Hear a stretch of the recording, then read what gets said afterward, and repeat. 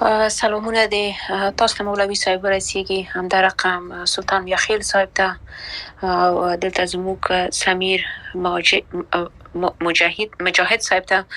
او زموږ د تنور خواندې ورونه چې په دې سپیس کې سپیکران دي او لیسنرانو ته ټول ته خپل سلامونه وړاندې کوم. زما ته د ځنو کسانو چې زل تراغلم دغه خبر می وار ویدلې په زړه پورې وي خپل هر چا نظر چې دی خپل نظر دی هر څوک چې راځي د دې لپاره نظر ورکوي چې په افغانستان باندې زړه خوږيږي. زما په نظر سره که چیرته موږ تاسو د بل اړخ نه ورته وګورو د اقتصادي اړخ نه که زه ورته وایم چې ورته وګورو که چیرته موږ غواړو چې په افغانستان د یو مملکت کو چې هغه استراتیژیک مملکت چې موږ تاسو همیشه وی چې افغانستان یو استراتیژیک مملکت دی مګر زموږ تاسو ستونزه څه شي چې موږ تاسو نشو کړی چې خپل اقتصاد قوي کو که چیرته افغانستان وشي کړی چې خپل اقتصاد قوي کړي دوه خاطر افغانستان ډیر غني مملکت دی موږ تاسو ډیر څلرو خو موږ نشو کړی چې د خپل ډیر څه د اروپا او د آسیا باندې خپل هغه څه چې افغانستان غني شین چې لري هغه وشي کړی چې دغه طریقې نه خپل ځان په دې منطقه کې مطرح کړي. موږ تاسو وینو ګورئ د ورخمنې سر پروژه د چې غوړي تبدیل شي د چین د طریقې نه چې دا کولای شي چې افغانستان ډیر پرمختګ دي طریقې نه وکړي. یوه خاطر چې دغه طریقې نه هغه د آیند روسي نه نیول تر اروپا پورې کولای شي چې خپل ځان وصل کړي همدا رقم کولای شي چې خپل اقتصاد هم قوي کړي. ګوره یو مملکت چې ډېر پیسې ولري یا یو موږ تاسو وګورو چې یو شخص ډېر پیسې ولري دغه خبره هم ډېر اهمیت لري که چیرته ښه خبرې کوي که بد خبرې کوي خلک ورته غوږ نیسي صرف د خاطر باندې چې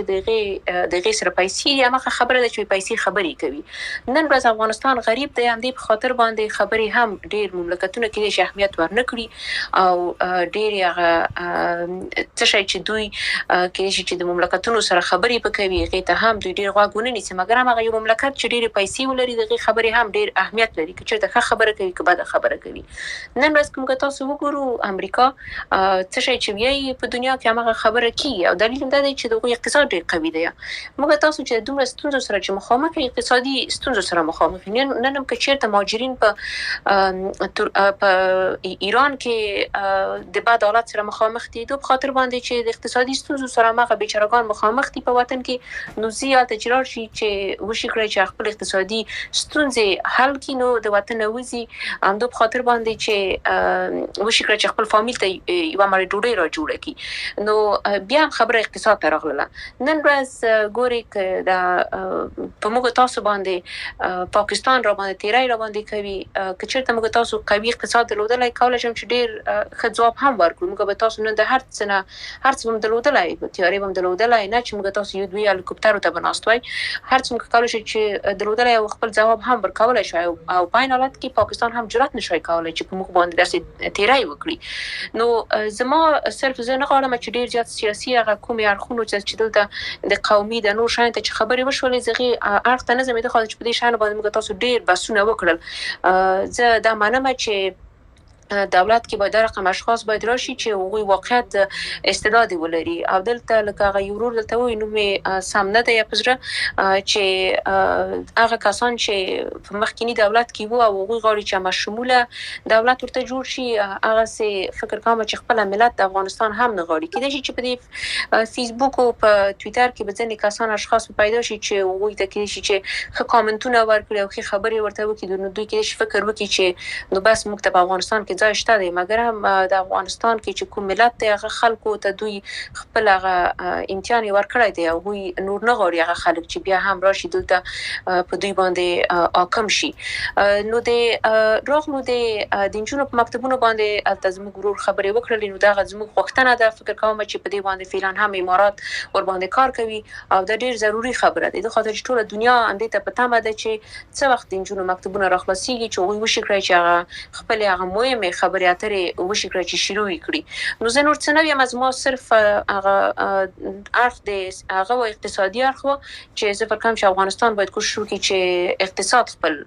را جوړ کړي او اقتصاد صرف دوه طریقې نه جوړېدلی شي چې هغه څه شي چې افغانستان لري چې هغه دغه طریقې نه وشي کړی چې دا رقم ستراتیژي جوړه کړي چې د هر مملکت سره هغه دا رقم د اقتصادي تړونونه ولري چې هغه د خپل اقتصاد په کتو باندې هغه مملکت ونه غواړي چې تاسو جنگ وکړي هغه د خپل اقتصاد کتو سره کوشش وکړي چې تاسو حفاظت وکړي نو دا غزما خبرې ډیره زیاته مننه مولوي صاحب مننه یو خورستا سره خبرونه دلته یو مشکل دغه د زموږ هدف دغه د مخالفت د دې نظام یو اړخ ته او دښمنی یا د دې نظام په مقابل کې جبهه نیول یا نظامی تحرکات کول دا بل اړخ ته دلته اوس بعضې ورونه سراغ لل په هغه کې یو د فاریاب والي صاحب د پخواني نظام و بل دغه د تخار والي صاحب و د مولوي صاحب څه دلته و د دوی څومره نظر ما واورېد دوی هغه خلک نه وو چې دوی د جګړې ته لابي وکوي دوی مخالف وو یعنې په بعضې خبرو کې دوی بعضې غوښتنې لرلې موږ هدف دغسې بحثونه راوړو او ستاسو نه یوه هیله دغه کوو چې تاسې هم ژورنالیست او بحث جوړوي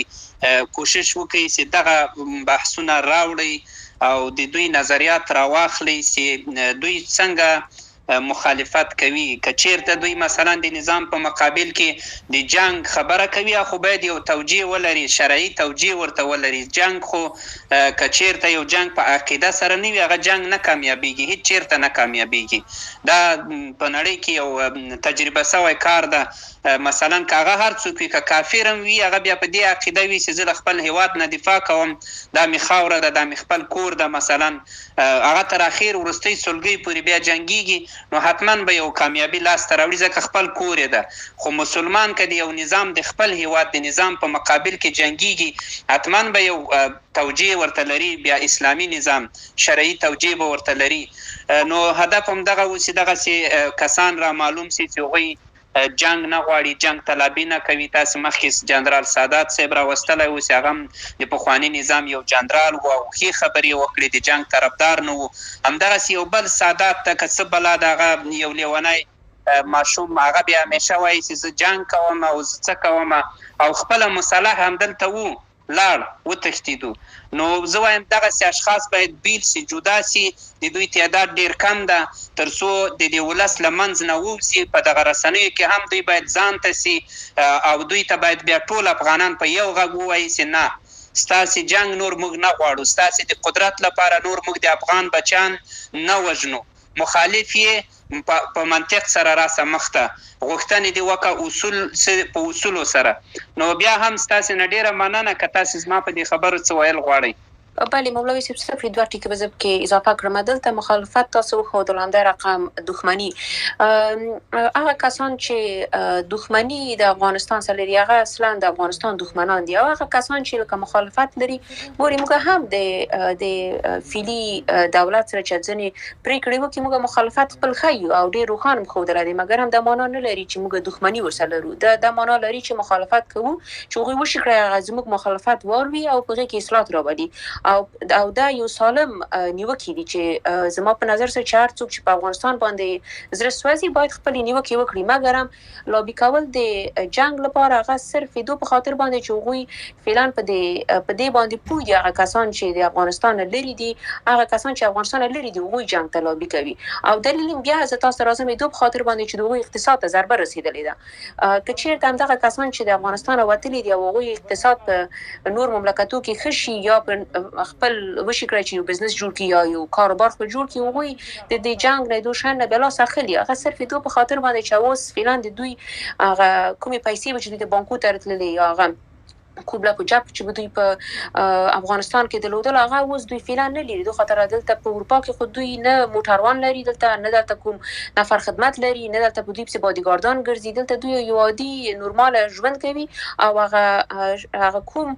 رقم شکل چې دوی په افغانستان کې ژوند کوله په غیب سي خپه دي نو دوی په خاطر باندې او په دې باندې هم دوی پیږي چې د افغانستان خلک موږ نه مني د خاطر موږ ډیر خرابیان کړی دي موږ هغه څه رقم خدمت هم چې باید خپل ملت ته کړی وای هغه موږ ونه شو کړی چې خپل ملت ته ورسوو نو په دې باندې دوی پوهیږي نو د دوی لپاره هغه یګانه لار بیا پاتې کیږي څه شي چې هغه جنگ لار دی چې راځي چې د جنگ د طریقې نه موږ بیا وشو کړی چې حاکم شو د افغانستان یا یو ګډوډي پکې راولو په ګډوډي کې زموږ فائدہ ده دغه ګډوډي کې څوک زموږ نه پوښتنه هم نه کوي چې تاسو وکړه څه دی ونه کړل نو راځي چې بیا یو ګډوډي په افغانستان کې واچو نو دغه هغه خلک دي چې خپل ځان ته پورپا کې پوهیږي چې دوی ته څوک وظیفه پورپا کې نه ورکوي په افغانستان کې دوی کچیرته تعلیم درلودل نه درلودل شهادتنامه درلودل نه درلودل مګر هم یو ځای ته ځان رسولای وو خو پورپا کې دلته چې راځي دلته به ته مجبور یې چې ته باید یو څوک وي یو څه کار وي یو شهادتنامه ولري چې ته څوک وظیفه درکړي نو دلته تاسو خدای شته چې زما سره د خلک تماس نیسي چې په افغانستان کې ډیر په لوړو سویو باندې کارونه کول زما سره تماس نیسي وی چې تاسو کار ولرئ زموږ ته کار راکړئ او زه چې په هر اړخ ته ګورم زه هیڅ نه پیغام چې دوی ته څه رقم کار ورکوم دوی په خاطر باندې چې دوی صرف په افغانستان کې په دې توانی درلودل چې صرف یو امر وکي چې دا شی وکړه نور د کار هغه نه درلودل چې هغه ظرفیت د کار نه درلودل چې دوی وشي کړی چې یو صحیح کار وکړي نو د رقم خلک په افغانستان کې حاکم وو او چې اروپا ته راوتلي دي دوی پیږي چې موږ لاس اوس نور شي نه راځي نو بیا هم تاسو ته وایم چې د آل لیاره چې د ډیرو غټو ستونزو صرف یګانه لیاره ده چې موږ تاسو خپل اقتصاد را جوړ کړو او افغانستان د نړۍ سره په دغه رقم یو توافق سره هغه تړون ورسره وکړو چې افغانستان د ټول نړۍ سره رقم تړون ولري چې هغه اقتصادي تړون وي چې هر مملکت کې چیرته اقتصادي تړون په افغانستان کې وکړي هغوی د خپل د اقتصاد په خاطر باندې افغانستان کې نور به جګړه نه غواړي چې ادامه ورکړي ډیره زیاته مننه ډیره زیاته مننه دیوه خور تاسو له خبرونه زه به یو ټوکه په دې ځای کې وکړم دغه وظیفه به نو تاو شیرزاد صاحب ته پرېږدو دا خلک چې هر قسم وي هغلته یې په کار اخته کوي دا شریر خلک هغه چې هره وظیفه وي مقصد یو چای ورکړي چې نور د افغانان له شر نه خلاص شي او هغلته لګیا وي ټکسي ورته واخلي موټر ورته اخلي هر څه چې کوي چېرته واړه دکانونه ورته جوړوي مقصد چې دوی نور د افغانان د دوی له شر نه خلاص شي بس مولوی صاحب السلام علیکم ټولو ته بس ان شاء الله مصروفوي درنه غم مکو ان شاء الله چې درنه مصروفوي یو دوه درې خو به زه درنه مصروف کړم مولوي شیرزاد صاحب نوبت کې خبرې وکړو بخښنه غواړم نوبت کې خبرې وکړو